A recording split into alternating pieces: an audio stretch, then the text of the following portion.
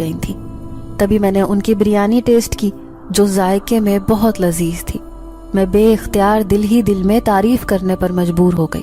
تبھی میں نے ایک لڑکی کو آواز دی جو ویٹر کا کام کر رہی تھی۔ اسے کہا کہ وہ اس ہوٹل کی مالکن سے کہے کہ نور فاطمہ آپ سے ملنے آئی ہے۔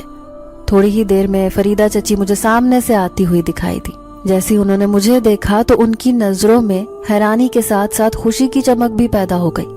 انہوں نے مجھے اپنے سینے سے لگا لیا، پھر کہنے لگی، ارے فاطمہ بیٹی، تم کب آئی سعودی عرب سے؟ تم تو بھائی سعودیہ جا کر یہاں کا راستہ ہی بھول گئی۔ میں انہیں خوشی خوشی کہنے لگی کہ میں 4-5 دن پہلے ہی آئی ہوں، لیکن مجھے آپ سے ملنے کی جلدی تھی، اس لیے جب سنا کہ آپ نے اتنا خوبصورت اور مشہور ریسٹورنٹ کھول لیا ہے تو فوراً ہی دیکھنے چلی آئی۔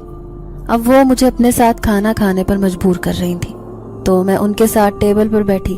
کہنے لگی، یقین مانے چچی، آپ کو یوں کامیاب دیکھ کر مجھے بہت خوشی ہو رہی ہے۔ تو چچی فریدہ کی آنکھوں میں آنسو آ گئے۔ وہ کہنے لگی، تمہیں وہ وقت بھی یاد ہوگا فاطمہ جب تمہارے چچا کا ایکسیڈنٹ ہوا تو میرا پورا گھر اجڑ گیا تھا، میں کہیں کی نہ رہی۔ 5 بچوں کے ساتھ اکیلے زندگی گزارنا میرے لیے بہت مشکل تھا، ساتھ ہی ساتھ تمہارے چچا کا علاج کرنا بھی۔ تو میں ان سے کہنے لگی کہ میں اس بات پر تو حیران ہوں کہ آپ آخر ایسے حالات اتنی جلدی کیسے بدل گئے۔ میں مانتی ہوں کہ آپ کھانا پکانے میں بہت ماہر تھی، لگتا ہے آپ کو کھانے میں ایسی برکت ہوئی، اللہ نے آپ کے لیے رزق کے دروازے کھول دیے۔ تبھی انہوں نے ادھر ادھر دیکھا، پھر سرگوشی میں کہنے لگی، کچھ اللہ کا فضل ہے اور کچھ میرے اپنے کیے کا پھل۔